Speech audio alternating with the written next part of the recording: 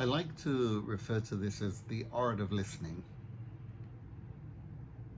You know, how often have you seen somebody ask you a favor or a question or complain about something? Happens with our children a lot. They ask for something, they complain, maybe they moan, they drive us a little bit crazy about something, and they keep on it, they keep on it. In the workplace, sometimes it happens that you have employees who seem to be asking and focusing and pressuring for something.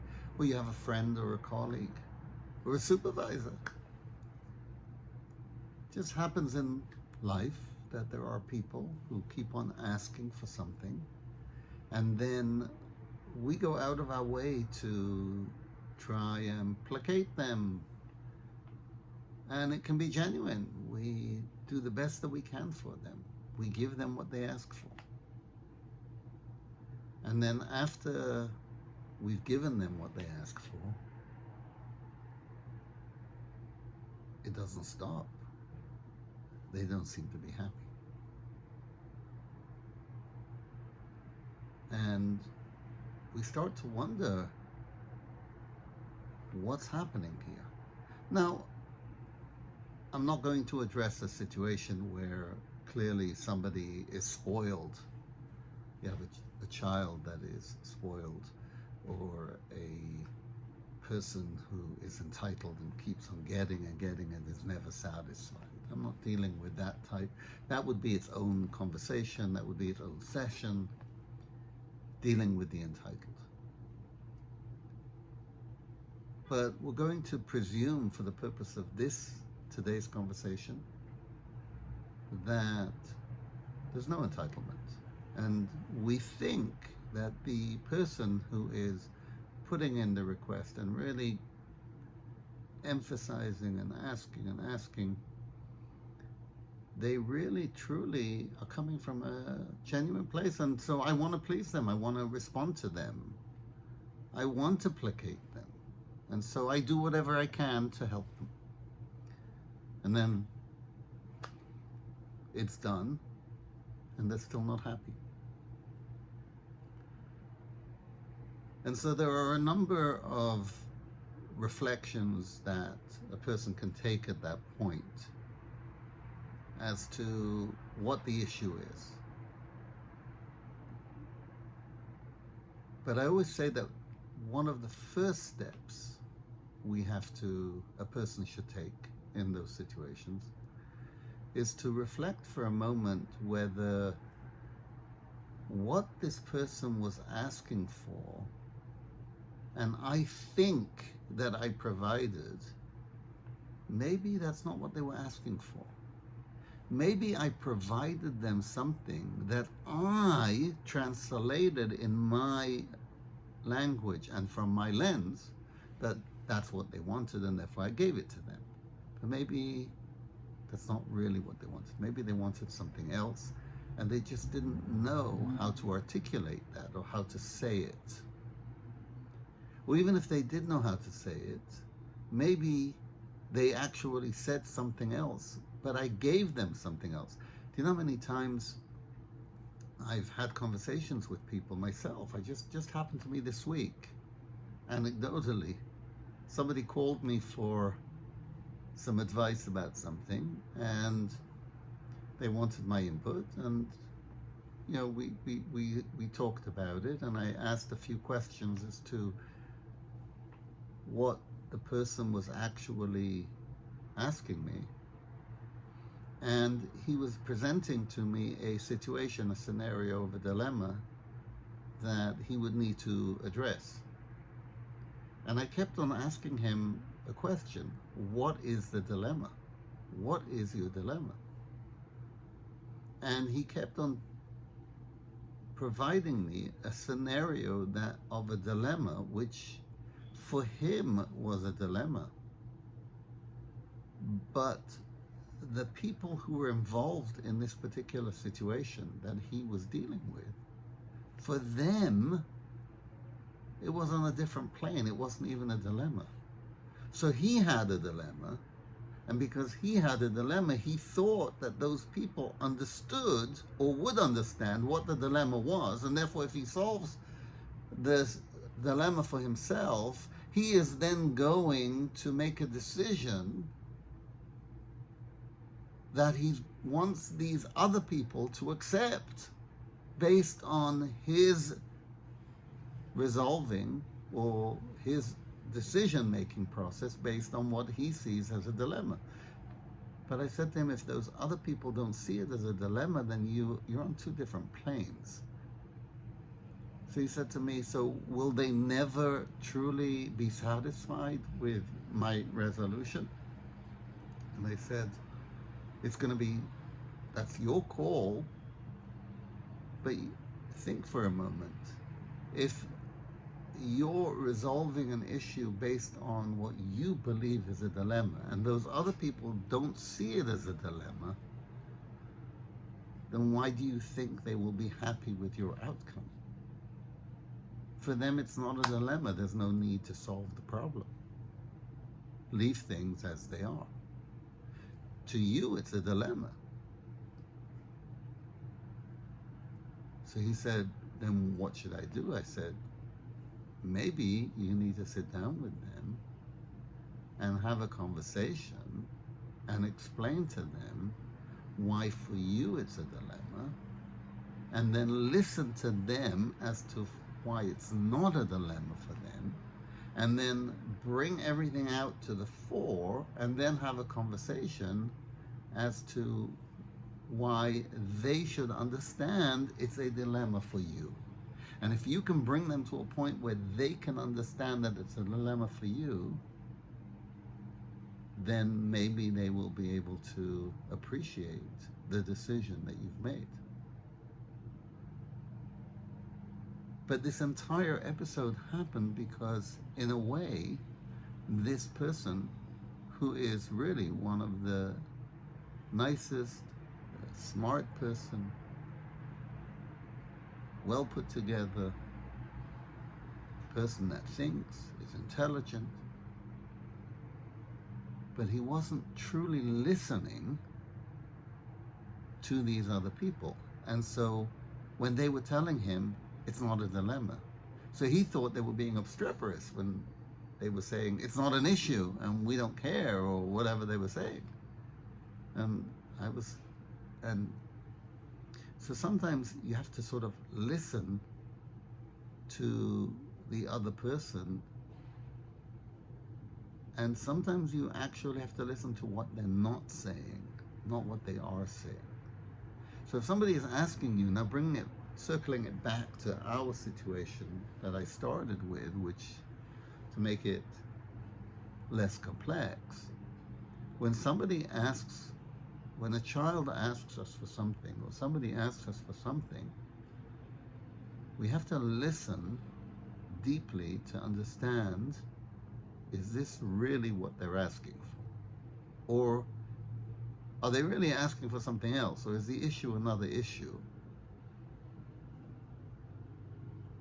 And I bring this out because in our parenting and parasha series, we find a very interesting thing at the beginning of Parashat Behalotecha, at the beginning of Numbers chapter 9, verse 1, where the Torah text, the Bible text, had just completed a discussion of the dedication of the tabernacle. And the presidents of each tribe brought a special sacrifice to participate in the celebration. And it was with that episode that we ended last week's Torah reading, the reading of the Bible from last week, Parshat Naso. We closed chapter 8 in the book of Bamidbar, Numbers, and we began chapter 9 of Behalotecha. And in chapter 9 of, I'm sorry, I don't mean chapter 9, I meant chapter 8. We completed chapter 7 of Naso, And we go into chapter 8, Parshat Balotecha, chapter 8. And in chapter 8, Parshat Balotecha, which is this week's Torah reading, the reading of the portion from the Bible, Vayidaber Hashem Moshe Lemo, God is speaking to Moses, and he says, Daber el Aharon v'amarta elav, speak to Aaron and say to him that when you light the candles, when you light the candelabra in the tabernacle, you should light the 7 candles in, and they should all be facing inwards. It means that there were 7 candles, 3 and then 1 in the middle, and the 3 should be facing, 3 on this side should be facing the 3 on this side, and 1 going up. And so it talks about Aaron lighting the candelabra. And this leads us to a little bit of a difficulty in the text, because we were just talking about the celebration of the tabernacle and the bringing of the sacrifices by each of the presidents, by the Nasi, by the president of each tribe. And then we go into an instruction to Aaron to light candles. But the lighting of the candles was a daily practice in the Mishkan, in the tabernacle. It wasn't just at the time of dedication. That was number 1. And then the second challenge when reading the text is not only why have we moved so suddenly from the completion of the dedication with the sacrifices to the lighting of the candles, the lighting which took place every day. But the second issue is Aaron was not going to live forever. Aharon HaKohen, Aaron the high priest, was not going to live forever. Ultimately, his children were going to, his descendants are going to continue lighting the candles. So why is God saying to Moses over here, speak to Aaron and tell him he should light the candles? When you light the candles, this is the way it happens. And so there's a very interesting Talmud Medrash quoted by Rashi. And Rashi, the medieval commentary, the Pashtan, the commentator who tries to bring us the simple interpretation of the text, Rashi says, why is this parasha, why is this segment regarding the candelabra in close proximity to the presidents bringing their sacrifices? And he tells us a story that's not written in the text. And I want to emphasize that, because that is really going to connect us to this idea of listening.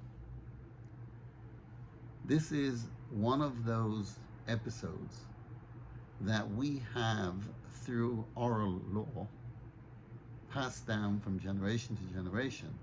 That is an episode that took place, but the Torah, the Bible itself, did not write it in the Torah. And even though certain things were chosen to be written and certain things were not chosen to be written, there's a reason even behind what was written and what wasn't written. And so what was this episode? And so Rashi says that when Aaron saw the dedication of the princes, of the presidents, he got a little jealous. The language in Hebrew is chalsha az da'ato. His mind got weak. He got weak of mind. It's an expression which is it's a jealousy. And he was jealous that his tribe, he came from the tribe of Levi, didn't get to participate in this tremendously festive event of everybody bringing sacrifices every day in honor of the tabernacle's dedication. And so God turns to Aaron and says, I promise you that what you're doing is greater than what they're doing. And so there's a number of discussions here. Why was he jealous of them doing one thing when him and his children were going to do everything else But that's not our focus of discussion. Our focus of discussion over here is very interesting. God says to Aaron, I promise you that what you're doing by lighting the candelabra every day, and that is something that your descendants will be doing, is even greater than their bringing the sacrifice for the dedication. What's happening over here is something, to me, is very interesting. I see over here God as the ultimate listener. God is teaching us, among all the other things that are so evident in this particular story, God is teaching us something really, really beautiful. He's teaching us that even though it's not in the text, meaning Aaron may not have said this, Aaron may have been thinking about this. It says, Chalsha az da'ato. Chalsha az da'ato doesn't mean he said, I am jealous. He said, why are they doing it? It was in his mind. It was in his being. It was his feelings. It was his emotions. And God caught it. He caught his emotions.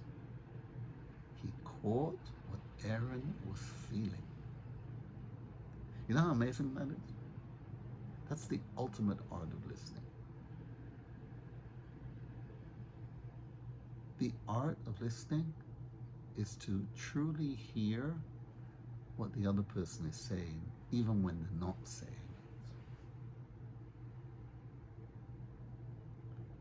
it. And to me, that is also one of the marks of somebody who has emotional intelligence. It's not only being empathetic, it's being compassionate towards the other person. It's knowing what the other person is feeling, even when the other person doesn't tell you what they're feeling.